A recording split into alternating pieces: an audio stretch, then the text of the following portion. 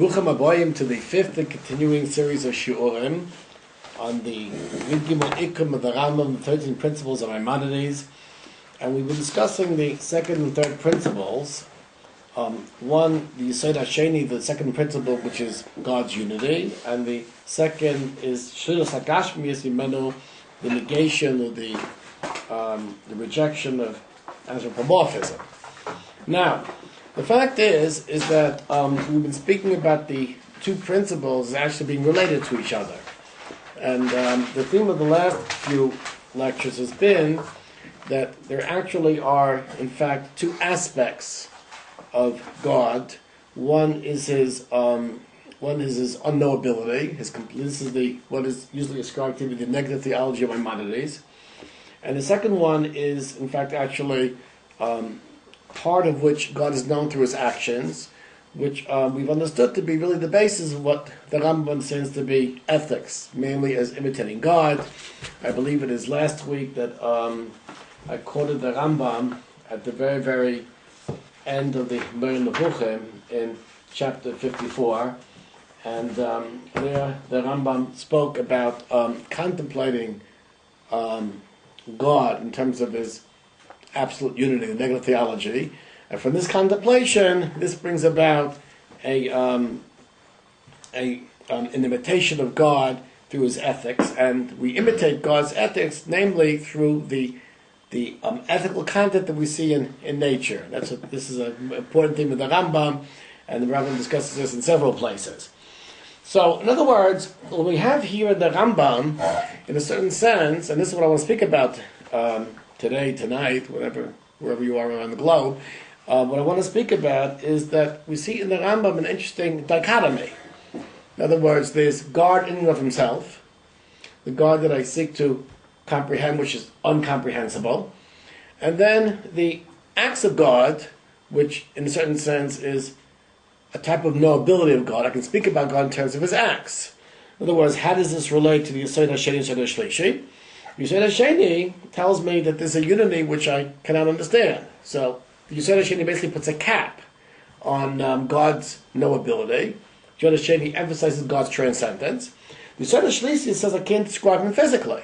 But the Rambam says in chapter 52, the first section of the guide, that in fact I can describe his acts. So the Yesod Hashlishi just puts a cap on his description, his knowability. So we have in the Rambam, in a certain sense, Yesod Hashlishi actually create the criterion by which we have what's called an irreducible dichotomy in the Rambam. The dichotomy being the unknowability of God, right? And as opposed to why God expresses himself in the world, namely the acts of God which I look to imitate in an ethical manner. Now, the important thing the important theme over here of this irreducible dichotomy of Maimonides is, in my opinion, probably a very basic thing that actually repeats about through the rest of history of Jewish philosophy. The opinion of most scholars, perhaps not all scholars, is that there in fact actually is no real central theme of Jewish philosophy, because we see clearly that with the emergence of Kabbalah, Jewish mystical thought, certainly for the time of the Ari, which is at the end of the 16th century, even before that, in the Kabbalah of the Rishonim, and certainly after the Ari, we come to the Hasidim, the Balatanya. So therefore, Judaism becomes a new religion.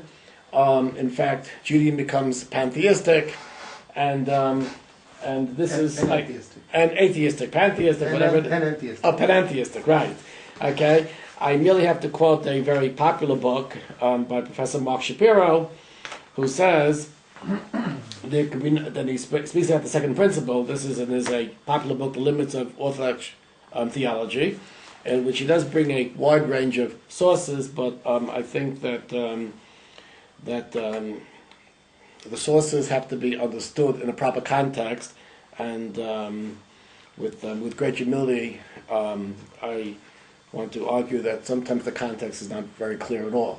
But in any case, Professor Shapiro says on page 40 in his Limits of Orthodox Theology that there could be no doubt that had Maimonides known of this concept, it means the concept of, I guess, the mystical doctrine of the spheres, right?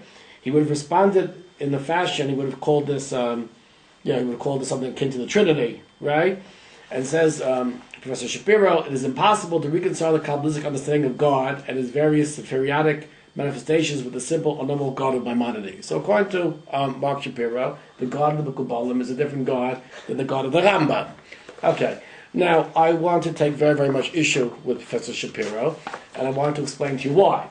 In my opinion, that statement is a very, very, reveals a very simplistic and surface understanding of really the thread and theme that runs along Jewish philosophy, which in a certain sense links what you would call medieval rationalism as expressed in Maimonides and the Rambam with actually the thought of later Jewish philosophers. While it is true that Rambam does not speak about spheres, right, and why it is true that the Lashon Mekubalim really suggests different concepts, nonetheless, I want to claim that actually there is, in fact, a central theme which, in my opinion, is invariant in all of Jewish thinking, and mainly this dichotomy. The dichotomy between God in and of himself and God as he expresses himself in the world. The Rambam, for example, understands that this dichotomy is the unknowability of God as opposed to God's acts in the world. God's acts in the world are in fact actually ethical concepts because man looks to imitate God through God's acts in the world. Now, the fact is that this dichotomy between God of himself and the way he expresses in the world, his hanhag in the world, is actually this in fact actually is the philosophy of the spheres. And I'm just going to quote you a whole list of Mekubalim from the more rational Mekubalim to the what you would call more Hasidic Mekubalim. Just about that's just not just about all Mekubalim agree to this irreducible dichotomy. So, for example, of course, the rational Mekubalim is nothing to speak about. The Nefesh HaChaim in Sha'ar Beis and Sha'ar Gimel. Sha'ar Gimel, the Nefesh HaChaim's definition of the Tzimtzum, for example. So there, this is actually in many, many places.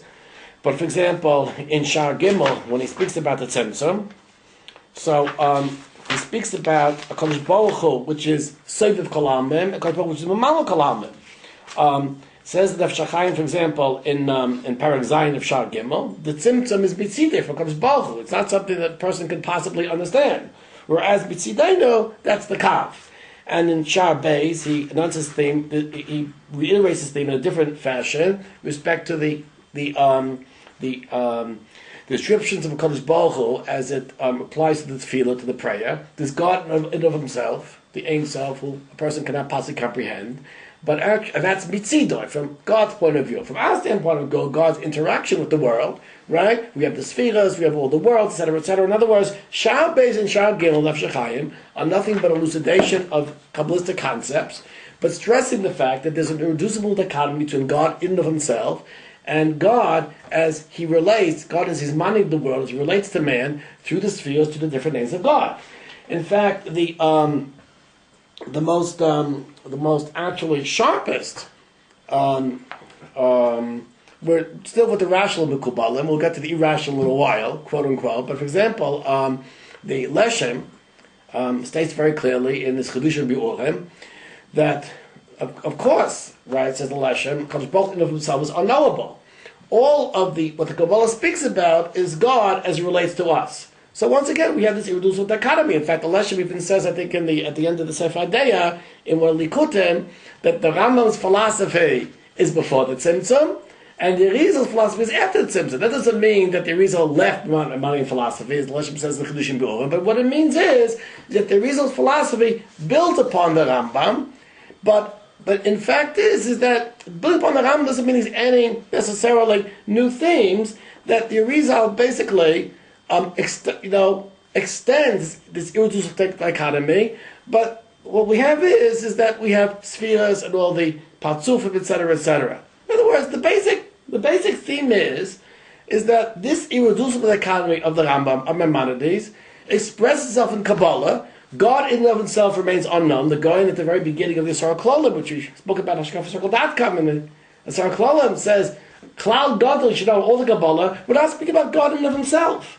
We're just speaking about the way God relates to the world. The Ramchal, okay? The Ramchal says, I brought a Ramchal here, in case the Ramchal people, the Ramchal doesn't speak about this either. If you look at Ramchal in the Das Tevunais, and I think it's Simon Memvav, there the Ramchal says very clearly, God's mos, his essence, is totally unknowable. It's totally unknowable. When we speak about the Spheres, we're speaking about God's Hanhaga as it relates to the Bria, relates to the creation. What about the Chassidim? Memvav. Right? I think it was Memvav, yeah. Let me look at it again to make sure. The Ramchal says this in, Memvav, right, which is Daf Lamed Gimel in Reb Chaim Friedlander's edition. Now, what about the Chassidim? The same thing too. In the Chassidim, in the Shach HaYichud VaEmunah, here I'm referring to Daf Pei Gimel Amud Beis and Pei Dal Amud Aleph in the Tanya. Then the Tanya speaks about Seifu Kol Mamim and Mamala Kol Amim. There's two aspects of God. Seifu Kol Amim is God's unknowability. And there he quotes the Rambam. He in fact quotes the Rambam in the Moreh Nevuchim in several places, God's unknowability. Mamala Kol Amim is when God enters into the world. Right. Now, of course, I'm not going to, I'm not going to fool myself and fool anybody else into thinking that the Balatani's concept of Tzimtzum corresponds to Maimonides' description of God's acts. But nonetheless, in other words, if we try to take a more deeper picture, we see that in fact we shouldn't chas v'shalom think that the Kabbalah, that Maimonides has a monopoly on monotheism, and monotheism has given over to pantheism or panentheism, right, post the Ari. But the fact is that all the Mekubalim, pe'echad, all agree that there's an irreducible dichotomy between the transcendental, philosophically unknowable concept of God and the Kadosh Baruch Hu as he relates to the world, right? It is true that there's a difference between describing acts of nature and describing the spheres, but in terms of monotheism, this irreducible dichotomy is in fact something which is implicit, and actually is explicit in the Rambam. It's implicit in the second and third Ikkarim, and this remains an invariable theme throughout all of Jewish philosophy. I would say that this is an invariable principle that without any exception applies to every Jewish thinker after the Rambam, whether it be from the Lithuanian Mekubalim or whether it be from the Hasidic Mekubalim. In fact, even in the Ari, who doesn't explicitly mention this distinction, nonetheless, if a person has any more than trivial understanding of the Yetz Chaim, he'll understand that actually in the very, very beginning in the Shah Igulim V'Yosha, the reader introduces the notion of Mamalakol Amim, Sevikol Amim, introduces the concept of Igulim and Yosha. What is Igulim? Igulim is actually God's transcendence. Right? This is the way it's interpreted by Reb Tzadok and the Likutei Torah. And then the Yosha is in fact the most other, but the Patzufim. So in fact, in the Arizal, the model, right, which the Arizal presents us at the very, very beginning of the Yetz Chaim, introduces this double aspect, this double-faceted spiritual reality of what's called Igulim, which is God's transcendence, the philosophical notion of God's unknowability, and the Yosha, which represents the spiritual worlds, the Parzufim, which have the most Adam through which we relate to HaKadosh Baruch Hu. So, in my opinion, that this statement that it is impossible to reconcile Maimonidean philosophy with Kabbalah flies, I think, in real contradiction just about what every serious Jewish thinker has thought throughout history. I think that's very clear. Yeah. Even if you say that there's a parallel within this dichotomy, God's essence, God's actions, or yeah. But nevertheless, the spheres wouldn't that run completely counter to Rambam's concept of God and monotheism? Meaning, wouldn't he look at that as being a little bit idolatrous, or? I don't think so, because the Rambam understands too. For example, the Rambam understands. For example, what does the Rambam speak about prayer? So the Rambam says in several places. Actually, this is an article I wrote in Rishima magazine that the Rambam says, yes, but why are you allowed to, in fact, actually read the prayers and pray to God. In fact, that the literature is composed of all different types of descriptions. The Rambam says, since the prayer was composed by Anshe Gedolah who in Nevi'im, so one is allowed to look at the prayer, read the Sefer Torah, the prayer, reflect upon God, and use these descriptions of God. But the descriptions of God ultimately are descriptions of acts of nature. But the Rambam agrees that I can describe God in literature or in the Chumash. The Torah does that, so we see that. Right. No, but the Rambam, once we get to already 16th century, or even Go'im, who's to say that they have a right to start? He goes up in the morning. No, but the Rambam agrees. Songs out of Psukim or out of God's acts. But the Rambam agrees that I have literature and that I'm not to read the literature of the prayer. The literature of the prayer, the Rambam says, is a proper description because it comes from Nevuah. Right. So in other words, through Nevuah, I'm allowed to describe God. And so Rambam would accept that. Torah is through Nevuah like that. Right. No question about it. The Rambam says clearly. In other words, descriptions of God that come from Nevuah are permitted. The Rambam says that repeatedly. He says that in relationship to the prayer. But would he, yeah. If the Arizal's parallel of God's action, Rambam's talking about God's action. The Arizal talks about Atzilus in the other world. Is that Nevuah? Our kabbalists will pray to the God in Atzilus. No. First of all, like this. First of all, we haven't gone to that's the fifth Yesod. We haven't gotten to that yet. I understand this. But I'm saying, but in other words, like I'm speaking about the. There's a big difference. I'm speaking about the second and third Yesod.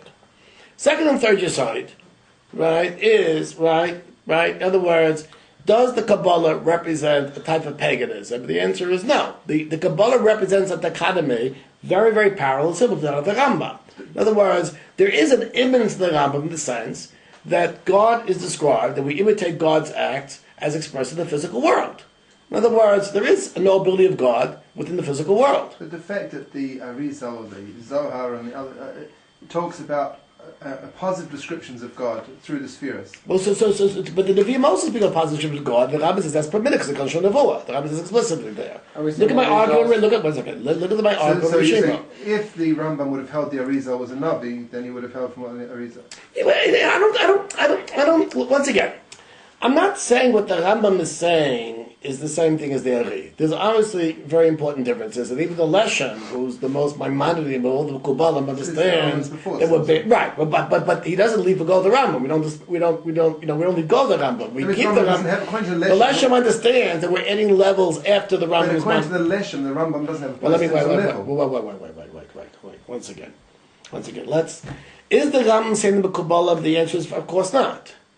But I'm asking now with respect to the second and third principle. Second and third principles is, right, what is monotheism? What is monotheism? I can't finish. I have to finish. What is monotheism? Right? What is monotheism and how do I relate to God? Right? We have to do this is the dichotomy between God's unknowability and how I relate to God. In the Rambam, there's clearly a dichotomy.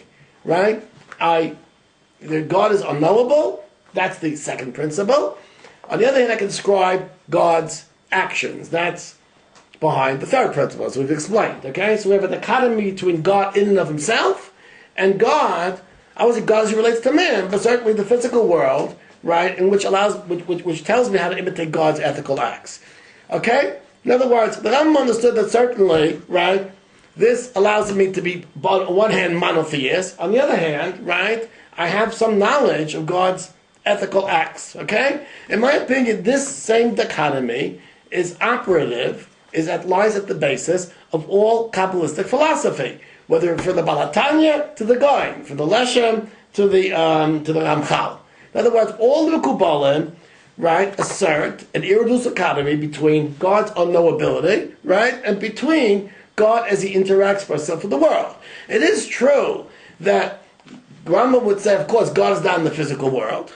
It is true that the Kabbalah will speak about God as he interacts with man, spiritual worlds, but nonetheless, in terms of the second and third principle, we have the same dichotomy, which allows us, on one hand, to relate to God, to imitate God in Maimonides, or to relate to God in the Kabbalah. On the other hand, we have God's unknowability, which allows the system to be monotheistic. That's my claim. In other words, the Leshem for sure, and all of the Kabbalah, understood. I mean, the Balatanya quotes the Rambam. The Leshem certainly quotes the Rambam, the Monavuchim. They're going, All the Mekubalim understood that Kabbalah is reconcilable with Maimonides. Right? To come along and say it's not reconcilable when all the Mekubalim Pe'achad say it's reconcilable, in my opinion, is a little bit of a distortion of how Jewish thinkers understood what they were talking about. That's what I'm claiming. Is it the same? No. Who do I daven to? We're going to speak about that in Mitzvah and Tzedach Chemisha. That's it. There's a difference between saying can the Mekubalim live with Rambam and saying can the Rambam live with the Mekubalim. Well, who said the Rambam? Well, everybody. Well, let's put it this way. The Mekubalim all feel they can live with the Rambam. Yes. Okay? We can't ask the Rambam whether he can run with the Mekubalim. He's not around to live anymore. And my opinion is that if the Pe'achad, from the Goin to the Balatanya, right, all felt they could live with the Rambam, it's certainly a possibility the Rambam could have lived with them too. I mean, maybe he could have lived. You have to be a Navi to understand that. But my opinion is, since the Mekubalim of all the spectrum believe they can live with the Rambam, I don't think it's foreign to say that the Rambam can live with the Mekubalim. And especially if I understand that the Rambam's monotheism is this irreducible dichotomy between God's unknowability and God's expresses in nature, I see the Mekubalim as being a variation of that thing. That's my opinion. Okay? That's my opinion. You can disagree.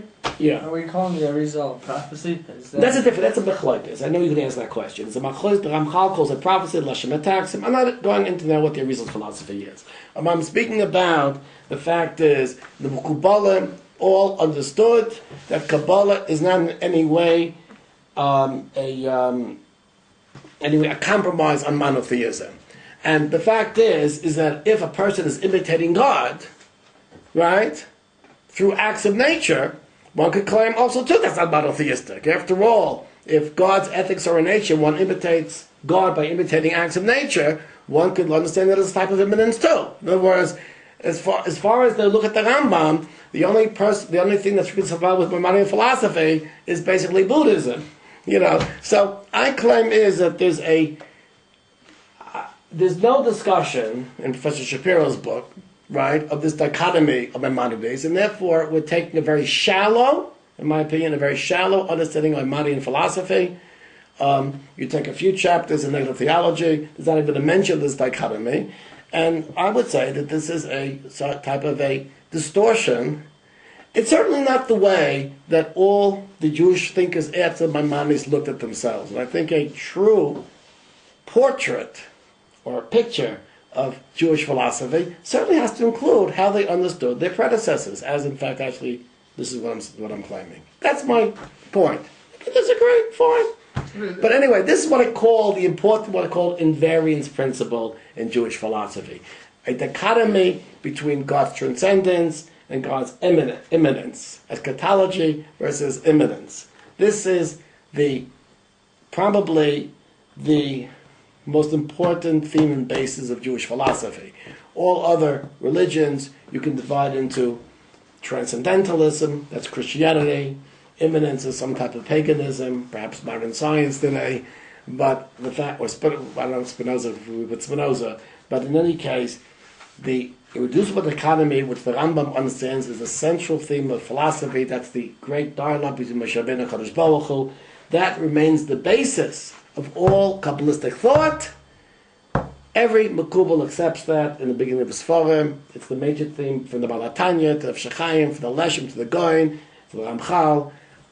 I mean, you could bring some far-out Mekubal who's not considered to be one of the canons of Kabbalah, and you can make any claim you want, like Abalafia. But I'm saying is that the important principle of this dichotomy is, in my opinion, what gives a continuum to Jewish philosophy from medieval time until the present era. Yeah. Would a comparison with the Rambam's Kabbalah help to kind of clarify Rambam's position regarding... So Ramban's Kabbalah is a very, very interesting, that deserves a shiur in of itself. The Ramban, most of the Kabbalah of the Ramban, I mean, there is a little bit of Hashem Tamim, there's a little bit of Sefer Yitzir, I know that's Ramban. Most of Ramban's Kabbalah is Perush on the Chumash. That's much more complicated. However, the Ramban himself, I don't think the Ramban clearly understood that he was compromising monotheism. But there's clear disagreements between. There's clear Rambam disagreements, and right? Rambam. For example, in Bereshis Ben Vav Aleph Yisbach of Yitzchak, there's a question of exactly how to understanding the Psukim of the Chumash. But it's not clear to me at all that the Rambam understood that he was compromising the Rambam's notion of monotheism. In other words, the Rambam understood that there were spheres, but the spheres which are spiritual, is Teferes, is Malchus, etc., etc. But exactly the point of contention with the knowability of Kadosh Baruch Hu, we don't see that explicitly in the Ramban, right? So I think to go ahead and make a machlokes, right? We don't see what they're not arguing explicitly on is really conjecture. The Ramban obviously understood. I mean, the Ramban has an argument with both the Ibn Ezra, the Rambam's with the Ibn Ezra and Rashi over, for example, in certain cases where, for example, Shmi Bekir Boy, or for example, when Moshe Rabbeinu sees the snare, so there's a very machlokes of the Ibn Ezra. The Ramban takes on the Moreh Nevuchim only with respect to Targum Onkelos and exactly what are descriptions of Kadosh Baruch Hu are.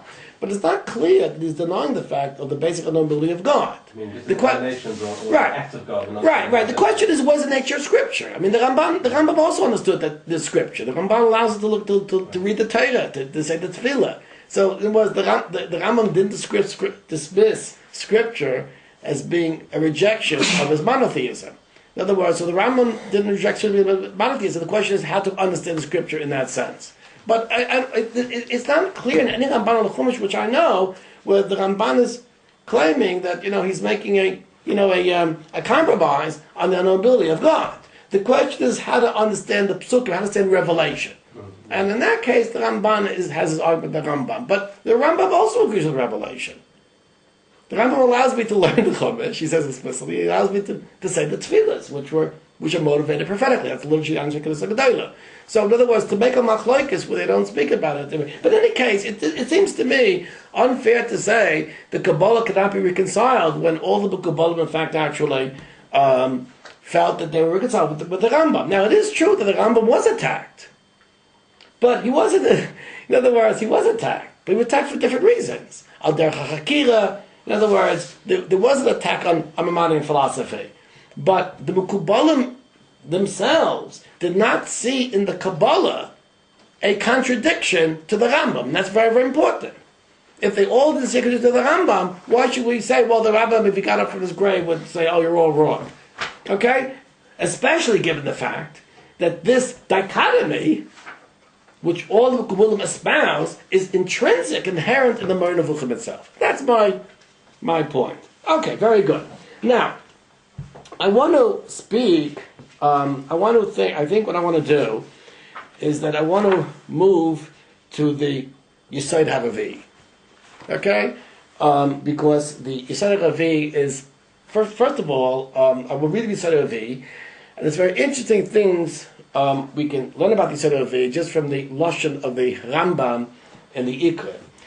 Now, first of all, I'm reading from the Kapach edition. The Kapach edition actually contains Shilat. What? I'm sorry. Shilat, right. The Shilat edition actually contains an extra thing, which I think was found by Rabbi Kapach, Zichron Levracha, which is not included in the other edition, certainly not in the Ikkarim that we find at the back of the Perush Mishnayos and Sanhedrin. But the Yesod HaRavi, I'm reading from the Shilat edition, Daf Kuf Mem Aleph, Hakadbus. Okay? Kadmos means that Kadosh Baruch Hu is prior to anything. V'hu, shezeh ha'echad ha'basaya, hu ha'kadmon b'hechla. Kadosh Baruch Hu is absolutely prior to anything. V'chol nimtza zulasai, hareyo bilti kadmon b'yachas alav. Anything other than a Kadosh Baruch Hu, right, who can be described as this unknowable unity, who cannot be described as unknowable unity, right? Everything is less prior in relation to this absolute priorness of God. Rabbi says the Rambam, there are many proofs from this from the Ksuvim. Now, what do you mean there's proofs from this from the Ksuvim? There's a little bit of a raya that there's actually no philosophical proof, right? V'zeh ha'Yesod HaRavi, and this is sort of Hushmar alav ma'oine elokei kedem. V'da, says the Rambam, Ki Yesod HaYesod Gadol Shel Torah of Moshe Rabbeinu Hu HaYesod Olam Mechudash. The most important Yesod of Torah of Moshe Rabbeinu is the Olam is Mechudash, means created ex nihilo, right? Imtziu Hashem Uvro Acha Heda Hagama. The Baruch created it after Heda Gama, after nothing. Okay, so they asked the Rambam, what are you talking about? I'm contradicting myself. Because I assumed, and we spoke about this in the first shiur, I assumed in my proof of God, I said all my proofs of God in the beginning of the second chelek, chapter Aleph, the second chelek, that in fact God is eternal, that the world's eternal, right? That's what you see, that I'm going around the Eid of Kamas, meaning I'm assuming the eternity of the world, as the Rambam does in the first chapter of the second section of the guide, in order to prove God's existence and his incorporeality. I'm doing it in order to prove its existence. Like I explained. What do you mean in order to prove its existence? He didn't answer the question. He didn't say I didn't mean it. I was saying it for nevuchim, for perplexed people. He says, I use the assumption of the eternity of the world to prove God's existence. That's what he says. Now, what does the Rambam mean when he says, HaYesod HaYesod Gadol Shel Teras Moshe Rabbeinu? Why is it the Yesod HaYesod Gadol? So, it could be that the Rambam means three things.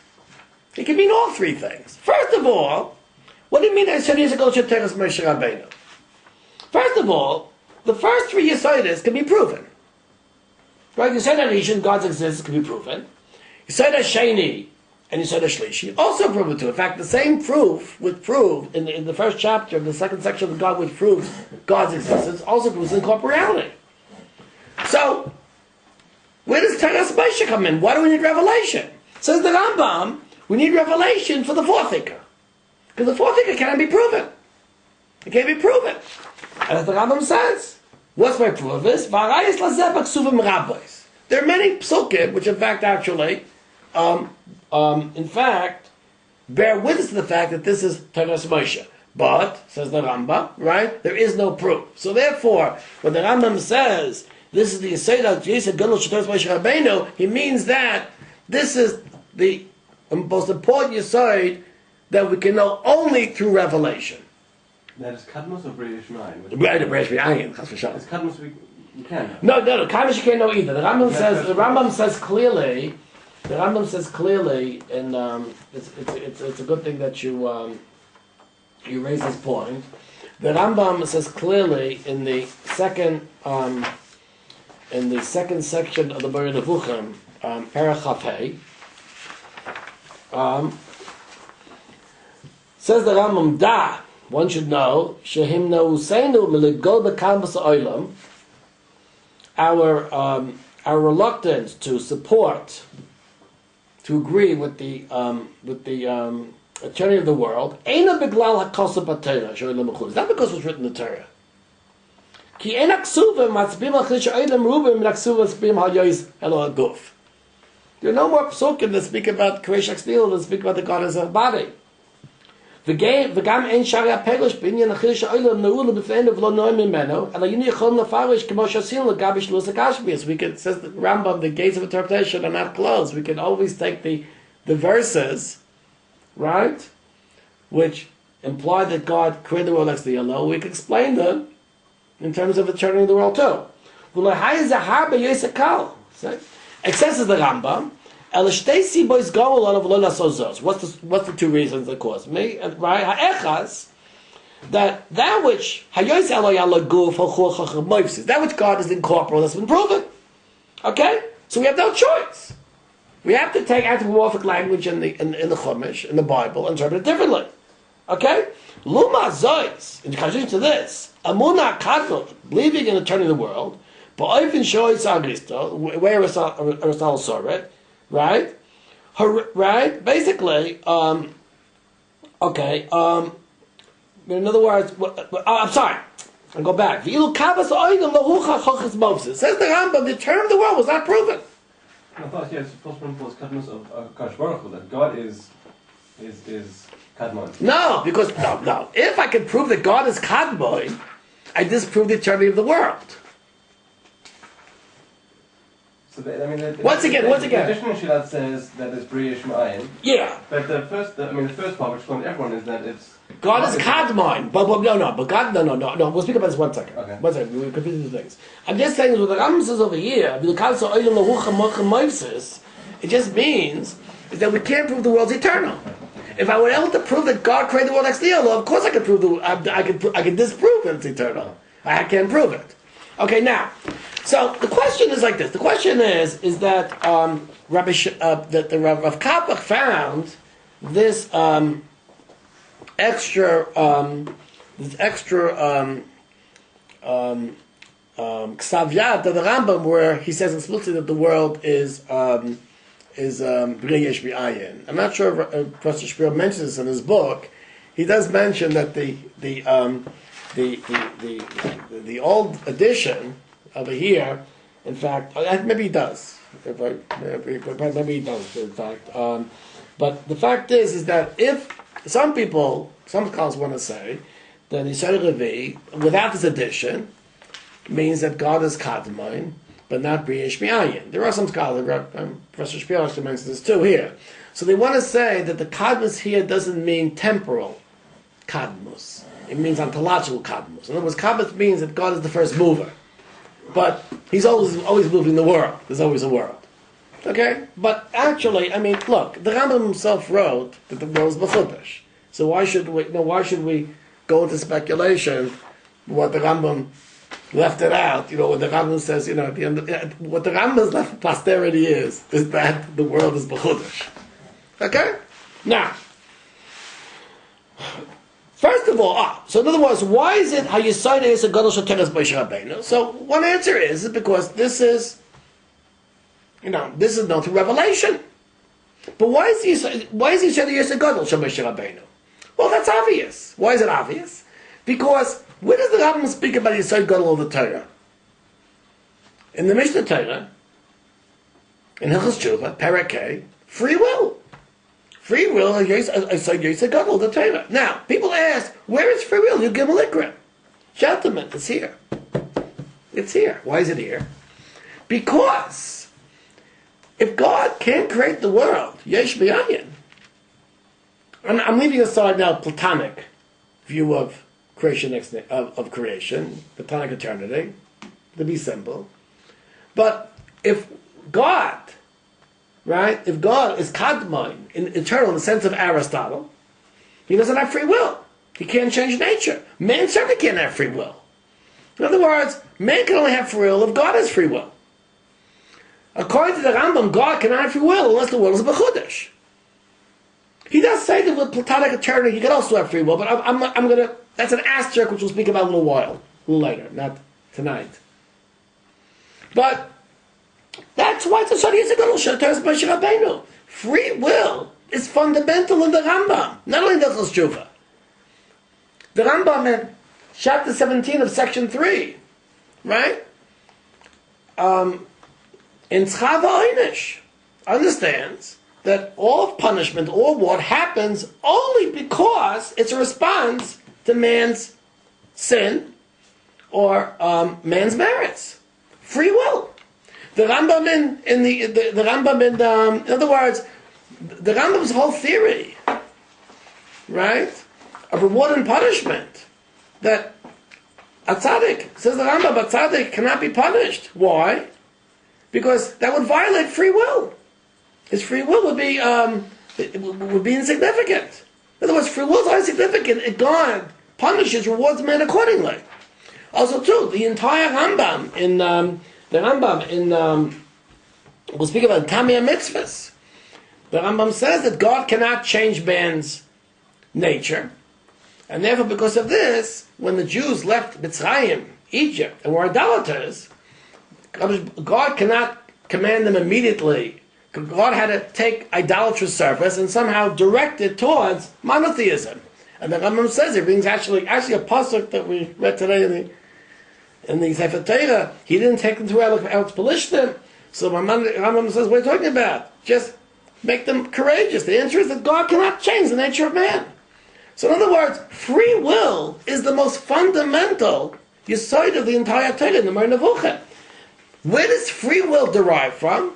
Free will derives from God's ex nihilo creation of the world. So in other words, that's what he means, hayesod gadol shel Torah of Moshe Rabbeinu. Without the edifice of the God of the Moreh Nevuchah rests upon free will. The Rambam's Chelik Gimel Tamei Mitzvahs, the Rambam's whole conception of reward and punishment, all rests upon the fact that man's free will is inviolable. So that's the most important Yesod Gadol of Torah of Moshe Rabbeinu. Rambam said this explicitly in Parakei Nechus Tshuva. So that's what he means over here. That's the second reason why he said Hayesod Gadol shel Torah of Moshe Rabbeinu. Okay. Why Yes. Why is free choice not included in the 11th Yesod of reward and punishment? Yeah, but the Rambam doesn't. But the You don't Rambam mention over there free will. but the Rambam in reward. Yeah, but we don't know. But the Rambam doesn't explain in reward and punishment how man is punished and rewarded. In other words, the Rambam brings different shittas in chapter 17, section 3, that sometimes, according to some shittas, for example, Yisurim Shel Ava, it's an entire Gemara, and Hayam with Beis and Brachos, and in fact, sometimes the tzarech will be punished, right, to give him more reward. The Rambam rejects it. He doesn't mention that in Yisod Achad Esrei, explicitly. So therefore, the Rambam left that, in my opinion, for Yisod Aravi. Okay? Yeah. Is there a reason why he doesn't mention it? He's mentioning it here, Yisod Aravi. Okay? Now, if your mom making it, now, that's the second reason. Now, there's an interesting third thing too, which the Rambam said, "V'dak yasoid hayose gadol shel Torah Moshe Rabbeinu," right? Himtzu Hashem v'oacha hed agomor. I want to claim there's another reason why he mentions it too. The Rambam says in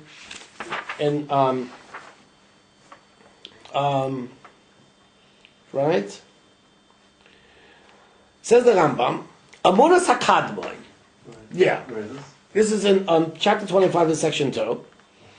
Amunas HaKadmon, believing in Kadmos, in the way Aristotle believes in it, Horeses es ha-Torah me'ikara, destroys the Torah completely. Machtish shebe'echach kol neis, it denies all miracles. And basically nullifies everything the Torah promises, right, or threatens, right? Basically, according to Rambam, believing in Kadmos like Aristotle destroys the entire Torah. So what you say, Yosef Gadol, can there be? Then what? Then the Kodesh Baruch Hu creates one ex nihilo. Okay. I know they're going to attack me. The Rambam says here. We're going to get to all the steelers and context of the Rambam and Mirza Hashem. Okay? But in other words, there's no question about it that there are three fundamental reasons Rambam says this. Number one, it's the Yesod of revelation of Torah of Moshe Rabbeinu. Secondly, free will is a fundamental assumption, postulate, foundation of much of what is said in the Moreh Nevuchah. And thirdly, the Rambam himself says that believing in Kadmos destroys the entire Torah. Miracles, promises, the bechira of Klal Yisrael, the choice of Klal Yisrael, of Nevi'im, etc. Okay? That's really kind of fly in the face of Rambam's whole methodology of knowledge, which is it has to be proven, rational thought has to be verified. That's why it's Torah of Moshe Rabbeinu. Right. The Rambam was claiming is that if I believe in revelation, this is what I have to believe in. This is Torah of Moshe. That's exactly what the Rambam is saying. How does Rambam digest that? I mean, how does he? The Rambam clearly understood there are certain things that they cannot be proven. The Rambam in I think it's Parak Lamed Gimel, Lamed Daled in the second section of Nevuah says that the first two commandments, means that they can be proven rationally. Therefore, we don't have revelation. But the Rambam said everything else is revelation. Everything else is revelation. It's clear in the Rambam. Everything I spoke about that. Everything else needs revelation. But the fact is that God's creation of the world, creation ex nihilo, which is of course an expression of free will, according to the Rambam, right? In fact, is an end of revelation. It's not something to be proven.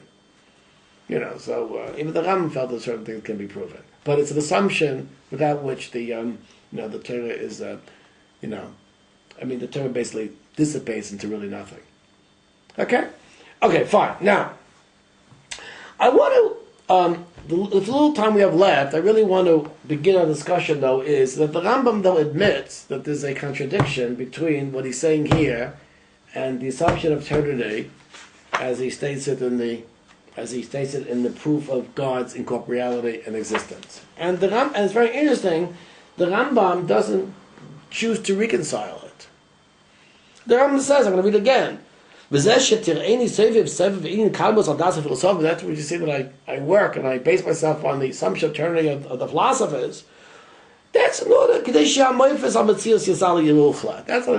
in order to prove the existence of God and of course the incorporeality of God, right? But the question is, right? The assumption of eternity, right? I needed to prove God's existence. So, the question is there a resolution to the two things? Right? Or, in other words, the Rambam certainly is not offering a resolution. What exactly is how are we supposed to understand, this is our dichotomy, between the Rambam's understanding of eternity as being an assumption which is needed for God's existence of corporeality, and between the belief in creation ex nihilo, and what exactly is the resolution? Okay, this is something that we're going to have to it's going to take a tremendous amount of understanding, and we're going to have to go through the Rambam many parts of it, because the issue of creation ex nihilo versus eternity is, in fact, one of the major themes in the Rambam. From chapters 13 to 30, which are the sections of creation, that's really from 12 to 30, right? The Rambam says things which seem perhaps to contradict themselves.